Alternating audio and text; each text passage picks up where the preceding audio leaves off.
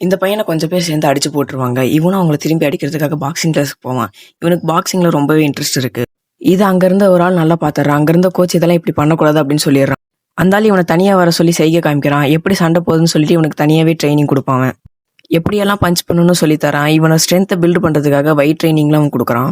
நாள் போக்கில் அவன் சூப்பராகவே சண்டை போடுவான். ஒரு நாள் கூட விடாம அவங்க 2 பேரும் ப்ராக்டிஸ் பண்ணுவாங்க. ரொம்பவுமே அவன் ஸ்ட்ராங் ஆயிடுவான்.